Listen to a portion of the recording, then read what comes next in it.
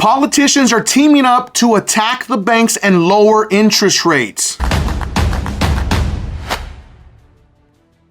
Man, a lot of people have been bombarding my emails with this story that is growing as politicians are actually teaming up for the first time. We see red and blue working together, and they both have something in common. They know that we need to lower interest rates on credit cards because Americans are being hammered by credit card interest fees. And the unfortunate truth is we are seeing credit card delinquencies rise with consumers in America. The mighty American U.S. consumer is showing signs of credit card strain.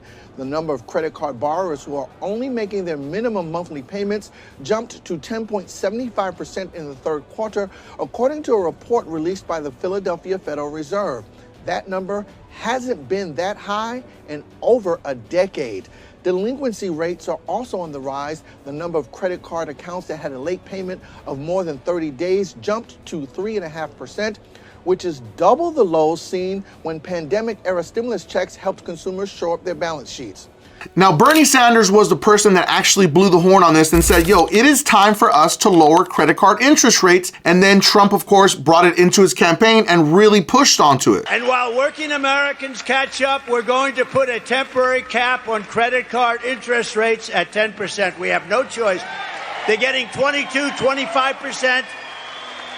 We can't let people have to pay 25% and 22% interest because they can't afford to pay off their credit card. We're going to cap it for a period of time at 10%. But for the first time in 6 months since Trump actually first talked about this, we are seeing one thing that Trump, AOC, Bernie Sanders agree on. Credit card rates should be capped at 10%. So in today's video, I'm going to cover the pros and the cons of what can truly happen if we can successfully lower credit card interest rates and cap them at 10% in America. But before we jump into this video, make sure that you smash that like and subscribe button so this video gets out to more people so everyone can stay informed about how the US government is apparently working together to try to lower interest fees. So apparently a story broke on Yahoo Finance where a bill is introduced into Congress that seeks to tap into bipartisan appeal of reining in credit card companies. So the massive pro of this is going to be there's going to be massive relief for millions of Americans across the United States, because if you're carrying massive credit card debt and you go from 30%, 20%, all the way down to 10%, that's going to slash your monthly costs in half. So let's read a snippet from the Yahoo Finance article. So this month, Representative Cortez, the progressive star from New York, and Representative Ana Paulina Luna, a MAGA favorite from Florida, teamed up to introduce a bill to limit credit card APRs at 10%. It follows similar legislation from Senator Bernie Sanders, the independent from Vermont, and Republican Josh Hawley from Missouri, which would put in place the same 10% rate ceiling for 5 years. Let's put the chart up on the screen from this actual Yahoo Finance article.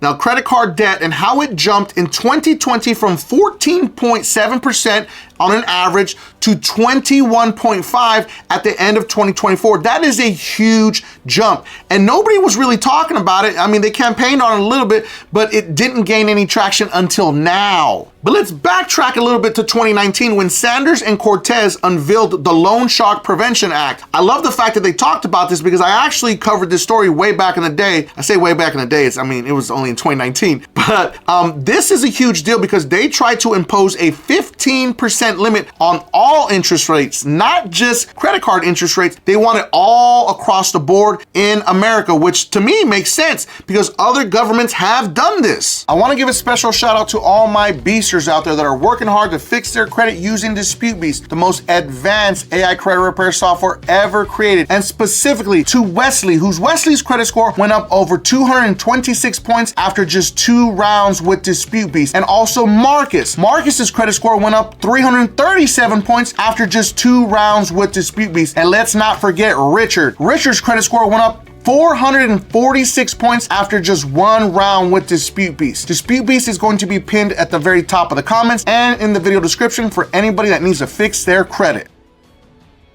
Last part's the most important. Now let's scroll down to the rest of this article where it says usury laws are nothing new. At least 76 countries impose limits on lending rates according to World Bank researchers, and at least 26 have chosen to place caps on all types of credit. In the US, dozens of states place restrictions on payday lenders or try to ban them outright.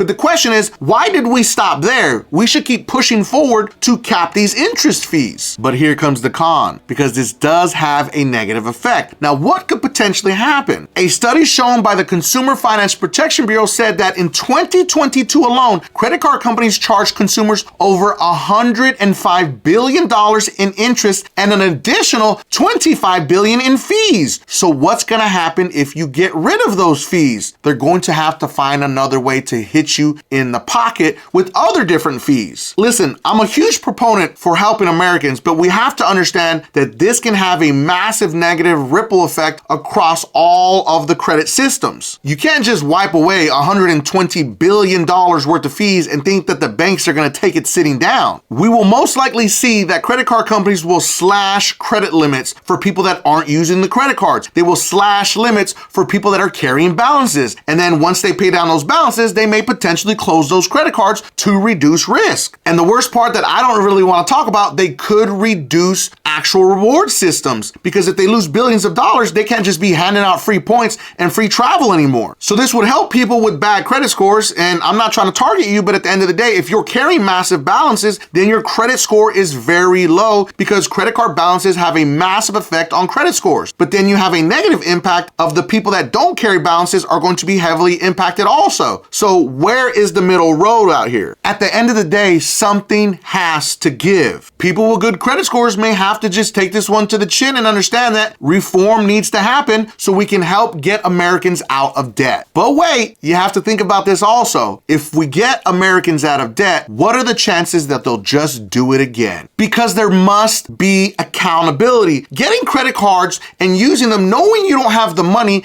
is not going to fix your financial issues. It's not going to increase your pay rate. It's not going to increase your finances. You have to buckle down, get yourself out of debt, and then change your financial habits. We have to teach financial literacy in America more than ever. But why would they do that when they can keep us in debt? Because I'll be honest, a lot of Americans don't understand how interest fees work on credit cards. Everyone assumes that you have to carry balances, you're supposed to pay interest. No, pay off your credit card, use it for the bare minimum. You don't have to carry debt in order to have a good credit score. So tell me in the comments, is it time for Trump to make good on his promise to lower these interest rates and step up to the plate? Or is it time for Americans to have some accountability? So I hope you enjoyed this video. We covered another big one on lowering interest rates is gaining traction with our politicians. Now make sure that you watch this next video, because it is about major changes to credit reports and credit scores that you may want to learn more about. And if you felt that I brought you some value in this video, make sure that you don't forget and subscribe to increase your credit score.